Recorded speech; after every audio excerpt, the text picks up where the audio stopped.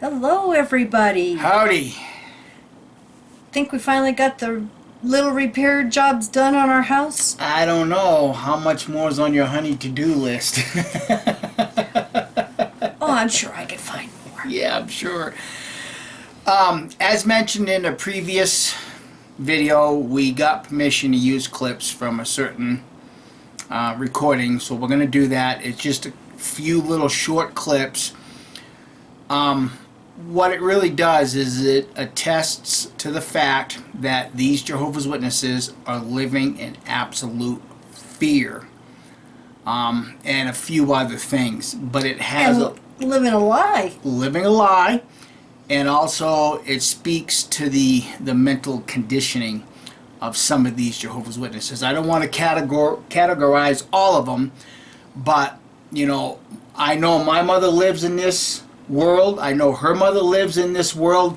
They're so afraid to leave the organization, but you'll hear from the clip as to the reason why. And like I said, it validates everything that you and I have been saying for a long time. So we want to thank the source that gave us permission to use his secretly recorded video because it's disturbing. So yeah. Thank you, sweetie. We appreciate it because it just shows so much. Now, when Mike mentioned in our last video about doing this video, we got several emails. Yeah, some of you guys really know how to respond quick, I'm telling you. Oh my goodness, you guys are quick. So this is from an ex-elder and his wife, and I want to thank you guys so much, for the information, because it said the subject line is mental health of JWs in our last two congregations, and I'm just going to read what they have here. Greetings. Brothers and sisters are suffering mental health issues which are due to anxiety and burden overload.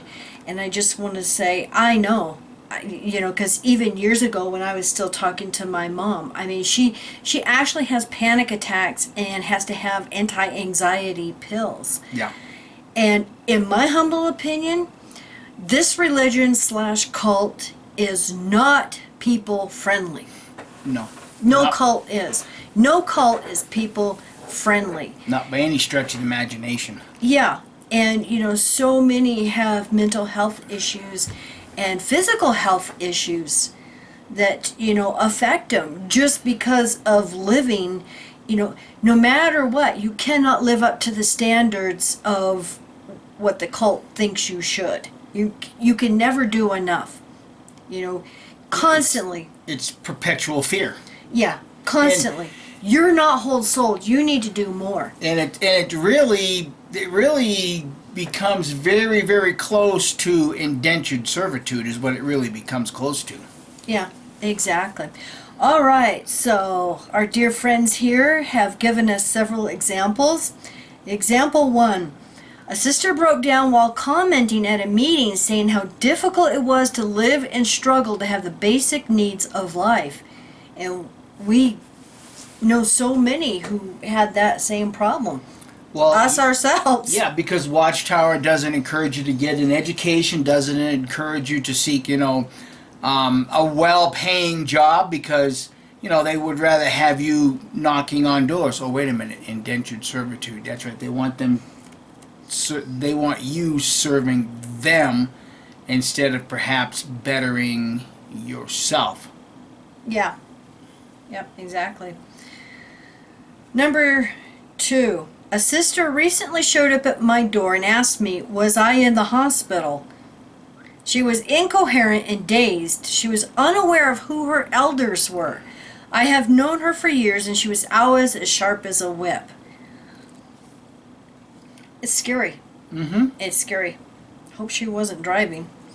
Number 3. A sister stopped coming to the meetings. I found out she had a nervous breakdown. We had been out in service together and she looked fine. Number 4. An elder's wife goes around saying she is crazy. Number 5. Another elder's wife is a husband beater and she abuses her children, but everyone looked the other way since the husband was the Kobe. Wow. Number 6, I met a mother and daughter who are pioneers at a supermarket. They looked worried. I asked if all was okay. The daughter said persecution was coming and it was going to get real bad. She said we had to stick together. And there you go into the, get into the whole fear mongering, Yep. That they traumatize people.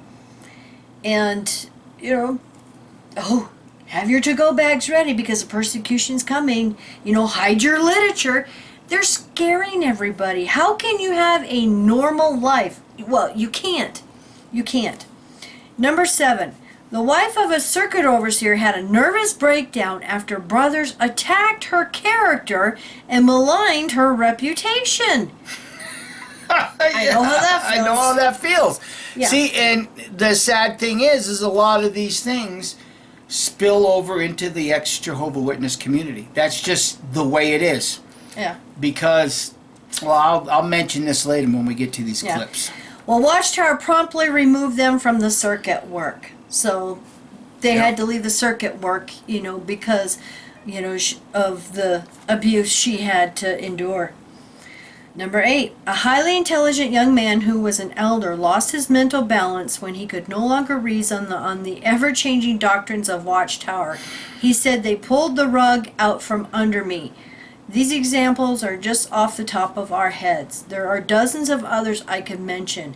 Watchtower is causing mental harm and anguish on its members. They are breaking down. And you guys are absolutely right. Yeah.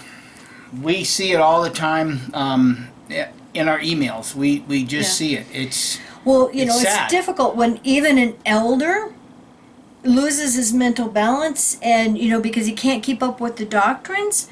I mean, even those of us on the outside who try to keep up with what's going on in Watchtower land, is like, wait a minute, Well, for example, the resurrection thing. My mom honestly believes that she has to stay in the organization so she can see my dad and brother again. And it's like, wait a minute, the video we just did about the JW funeral, right in the outline. My dad, according to Watchtower, my dad and brother are not coming back they're not going to be resurrected because they knew the truth and left it. That's right. So, That's right. My mom, who tries to keep up with everything, obviously she can't keep up with that either. How would she feel to know that had been changed? But but they've always said that. Yeah. They've as long as I can remember, they've always said that, but it never ever dawns because they always throw the hope of the resurrection, the hope of the resurrection, the hope of the resurrection. And in the minds of these Jehovah's Witnesses, that hope buries what they say. Those that have left the organization, are going to be and die. They won't be resurrected. And you heard that in that talk that we offered. Yeah, you the heard JW that. Funeral talk. So in their minds, they're incapable of connecting the dots when they come across stuff like this. Yeah, and just the last thing that this couple says is, we have witnessed in meetings brothers breaking down while commenting at meetings. One sister said in front of all how hard it was to live. Yeah. And I can pretty well bet, I bet they didn't get help for her. I bet the elders did not say, look, sister, let's get you some help. Well, what's happening is these people are dying inside. They're literally dying inside because all of you ex-Jehovah's Witnesses out there know that we weren't supposed to be in this system this late. Armageddon should have been here by now. And, Watchtower's just going to keep throwing this stuff out there for as long as they possibly can. And our job is to help those coming up, but also warn the public what these people are like inside. And they're not the most trustworthy people around. And I guess maybe we should just get right into this part of the clip because this will validate this. Do you think he would hire somebody to try to frame me for something and put me in jail? Possibility. You really think it is a possibility?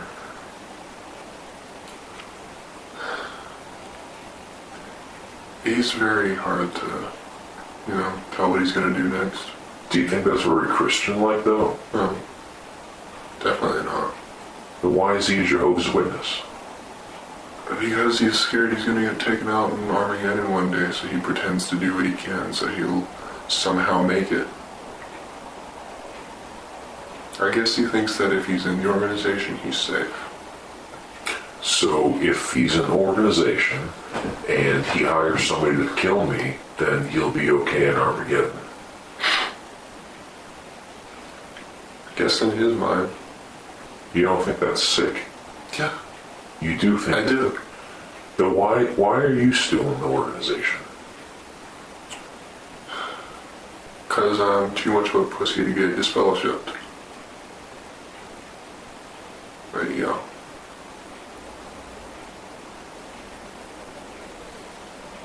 And, I still don't have anywhere I can go if I stop being a witness, because instant kick out, And if you stayed here, then your dad would try to get somebody to take me out, even though Hard to say. it's hard to say. It's questionable. I don't know if it would happen. I don't think it would. But you know that if anything happened to me, that your dad would be caught. Yep. You can't really hide anything anymore. Yeah, because, I told everybody on the street About. about your dad wanting to take me out because I was in fear of my life. But I just wanted to mention, the Watchtower takes your true identity, your inner self, your soul. They just suck the life out of you, take your soul, and they try to fit you into this little box, like a robot. And it's really sad. And then you can see why so many just crack. Yeah. After hearing this, I'm absolutely speechless, because first of all, you have a Jehovah's Witness that is on the border of conspiring to commit murder. The son knows about it, so now he's An accessory. an accessory. The mom knows about it. She's an accessory. You heard the one recording this talk about why is he a Jehovah's Witness. Well, you heard it. He pretends because as long as he's in the organization, he thinks he's going to get saved. This is the sad reality of a lot of these Jehovah's Witnesses, because Watchtower has indoctrinated them so much with, you have to be in the organization if you want to survive Armageddon. You have to be in the organization if you want to survive Armageddon. If you want to survive Armageddon, you have to be a baptized, dedicated servant of Jehovah. But yet there are so many of these people like this, the one that is wanting to conspire to commit the murder, the dad, is that they absolutely forget to think about, wait a minute, Jehovah knows I'm pretending, so I'm going to die. See, they don't stop and make that connection. See, they could be the most horrible Jehovah Witness in the world. They can conspire to commit murder, and, well, there's going to be another thing coming up here that I'm going to get to. They will do things that are illegal, but as long as they're in the organization, Jehovah's going to spare them at Armageddon. That's how delusional some of these people are. Now, if you're a non-Jehovah Witness that begins a study, please bear that in mind, because this is the organization that you will be joining and surrendering your life to until you will eventually start dying inside also. Well, it reminds me of the video we were watching, and I don't remember his name, and if I can find it, I'll put the link down below, where they were in the sauna at Bethel in a European country, and this elder, was drunk in the sauna, and he was saying how weak all the rank and file are, and we're so spiritually strong here at Bethel.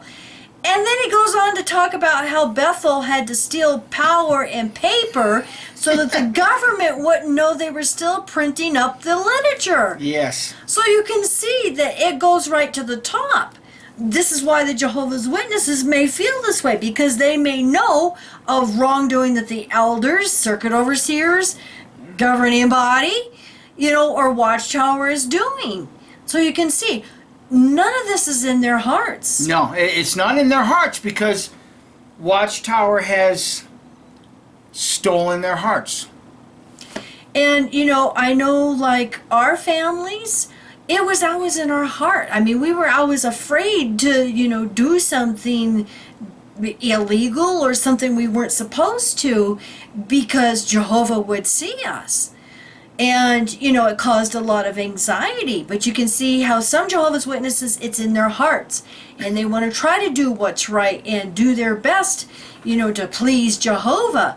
But yet then there's others that say, oh, well, as long as I'm in the organization, I'm okay. I'm going to make it. Yeah. And you also heard that the question was asked, well, why are you still in the organization? Now, I know from speaking with the person that recorded this that the son is awake. He's fully awake. But, as you heard him say, he's spineless. I'm not going to repeat exactly what it said. You guys heard it. But he's spineless because he has nowhere to go because it's instant kick out. And he's probably the same one of these kids that sit at the computer playing video games all day long, too. Well, you can just about count on that. I mean, because look, these young Jehovah's Witnesses, what have they got to aspire to? Nothing. They don't have an opportunity to go to college. They're not going to go out and seek a career in sports or, some really high-paying academic job. They're going to be... They're dying inside. Well, I know our son-in-law probably wouldn't mind me mentioning this, but when the kids first got married, this is what he was doing. He would sit and play video games all day long and just did what he needed to do just to get by. And then, when we started waking up, our daughter Shyla's like, come on, sweetie, we got to get you in school. And Yep. he went to school, and now he is a certified machinist Yep. with an associate's degree. So, I honestly believe that, these cults, this is what they do. They're just creating a whole generation of, I hate to say it, but worthless people. Yeah. Yeah, because they've got nothing to aspire to. Because Armageddon's, is coming next week. They've been saying that forever.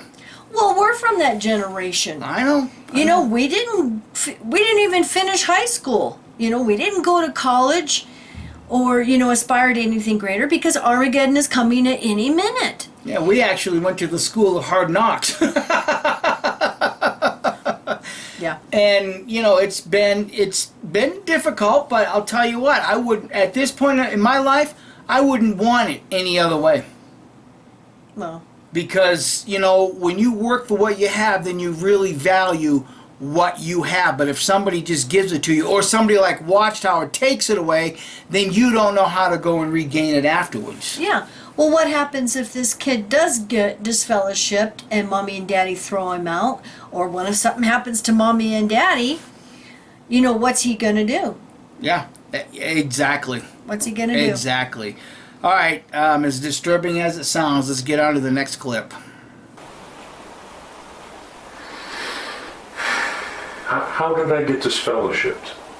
Because you smoked weed and said, can I have... Where did I get the weed from?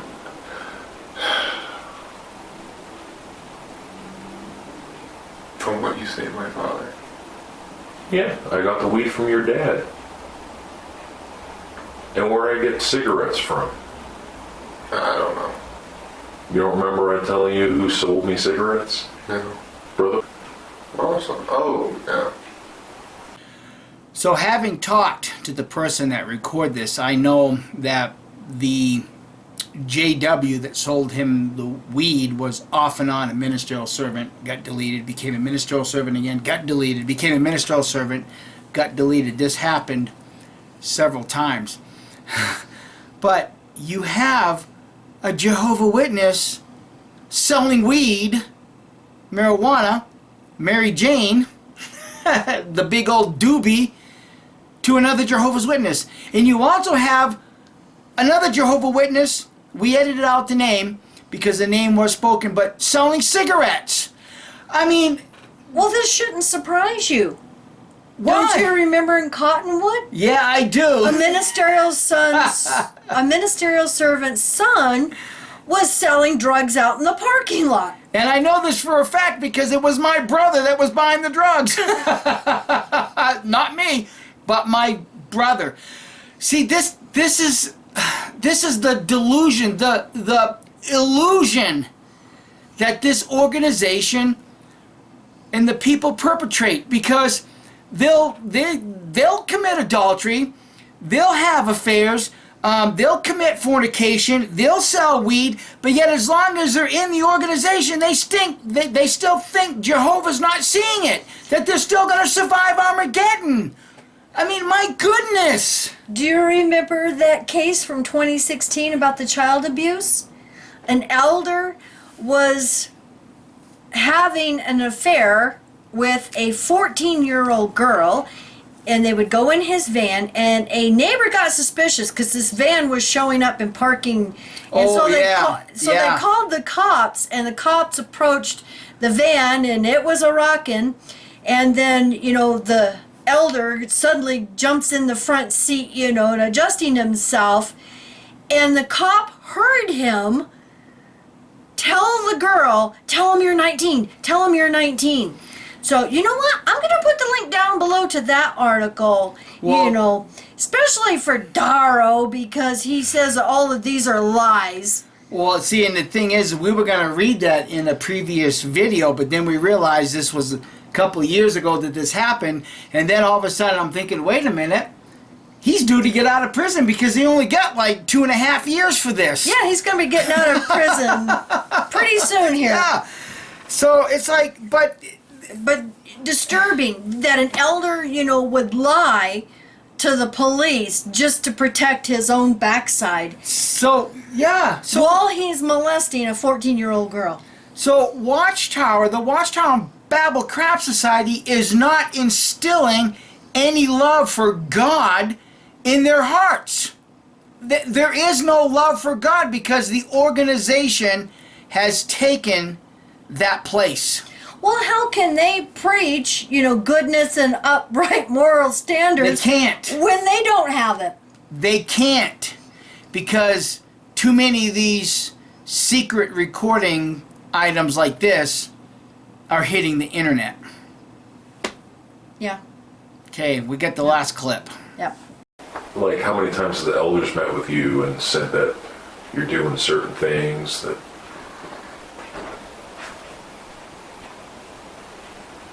Oh, you're counting. 3? 4?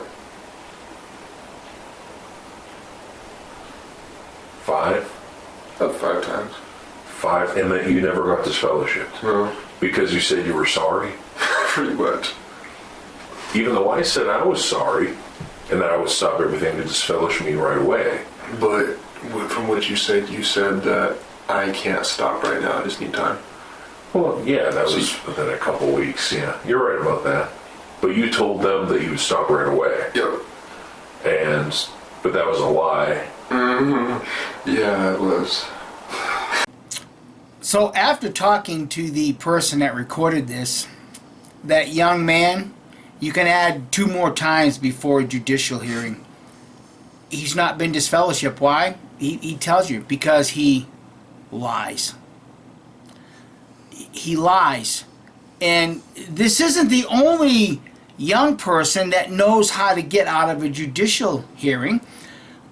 Because even when we were active Jehovah's Witnesses, we used to say all the time that the elders' kids can get away with murder. They can do anything, and they won't get disfellowship. They might get privately reproved, obviously, but it's a very rare case, very rare instance when a child of an elder would get disfellowshipped. Because the thing is these elders know how to hide it.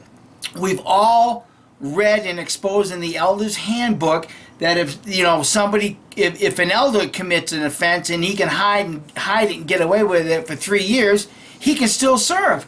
So there is no love of God, for God, in most of these peoples, because you've heard him say, I lied. And how many others have lied, gotten away with it, and how many others have tried to lie and couldn't get away with it? I mean, there's zero consistency with this organization in its disciplinary,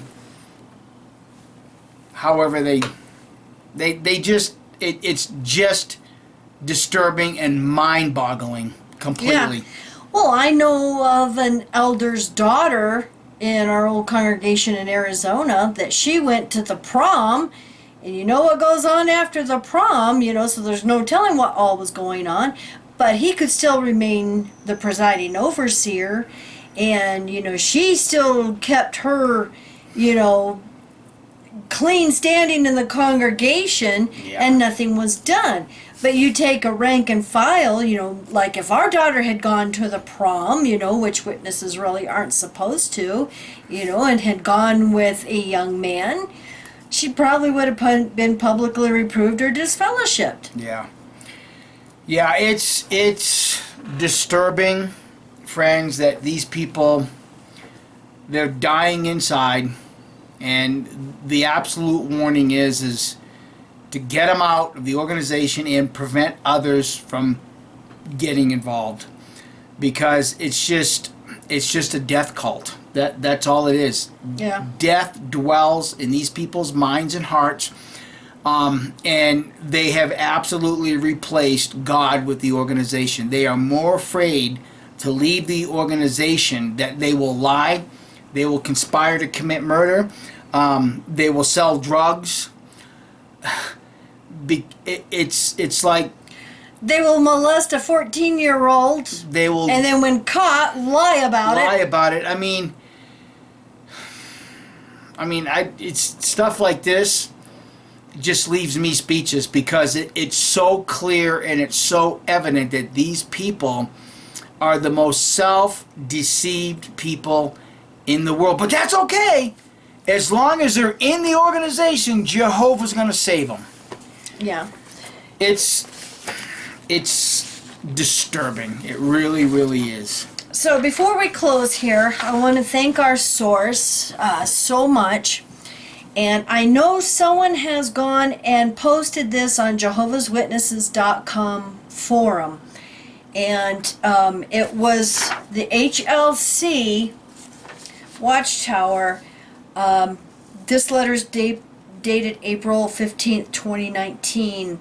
And they're asking for any brothers or sisters in good standing who currently have a degree of professional clinical expertise. This would be over and above first aid qualifications.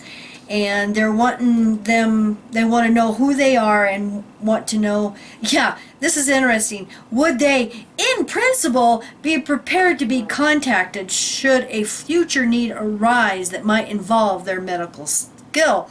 And I told Mike, I says, in principle, is that kind of like when they were passing around those little slips of paper asking how much a family could donate, Yeah. So in principle, they're asking, what they didn't know is so many PMOs were, putting an extravagant amount, a huge amount on those slips of paper that, through their in principle amounts out the door. And that all happened after they canceled everybody's congregational loan because they got caught acting as a bank. So in principle, how much can you and your family donate? 2014? Yeah. Hey, Watchtower, how's that principle working out for you? Yeah. I know several who put, several hundreds of dollars, and this is, I'm not giving them a penny. But they would put like $200-300 on that little slip of paper. So in principle, you can't count on it, Watchtower. That's right. That's right. But I just thought that was interesting that they're sending this out to the HLC, wanting those with medical expertise and qualifications. Yeah, and now they're calling on sisters. Now, I haven't seen anything like this in the past, so I don't know if they regularly would ask for a sister. Yeah. But obviously, the sister would not be able to really qualify on the HLC in the hospital room and making those decisions if, somebody was Well, see, it blood. says, it starts with the way we prepare and respond to disasters. Yeah, so now the HLC is in the disaster fixing business That's what I I'm wondering because HLC, The that's hospital liaison committee. yeah, it's strictly for ones who are in the hospital. Yeah. So what would it have to do with disasters and preparedness? There's a big question mark. And you know me, I have questions. Well, they used to have a separate entity for that, and now they're relegating that to the HLC. Yeah. It's almost like they don't have enough brothers to operate that other aspect of it, for the disaster response committee. Well, reading this part here, I almost threw up in my mouth. To respond to disasters, a reflection on our respect for Jehovah, his name, and the sanctity of life, and evidence of our love for others, especially for those related to us in the faith. Oxymoron, once again. Wow. Love for others. They don't have any love for others. If they loved other people, Watchtower, if you loved other people like you claim, you would release these poor souls that are dying inside. Yeah. That's what you would do if you had genuine Christian love. But we know you don't have that, Watchtower, because you had your monkey's asses sit in front of your cameras and say, we will never get rid of the two-witness rule. Yeah. And if they truly cared about people, they would get rid of the shunning policy. They don't care. No. Again, if you're someone who's never been a Jehovah's Witness and you find this video on YouTube because you're wanting to learn a little bit about Jehovah's Witnesses, do not ask a Jehovah's Witness what the organization is like, because they will lie to you. You need to speak completely to the ex-members, and we will tell you what's going on, because too many things like this have been recorded and will probably still continue to be recorded. Yeah, just like I happen to have heard through a friend of a friend of a friend that my mom, calls up her friend and cries all the time of how, broken apart our family is and how much she misses me and my daughter. And, the sister tells her, well, why don't you just call them? And she's like, no, I can't. I got to stay faithful so I can see, Albert and, Scott again, which is my dad and brother. So you can see the anxiety, the pressure she is under, that she's got to cry, to friends about this instead of just picking up the phone and calling me. That's torture.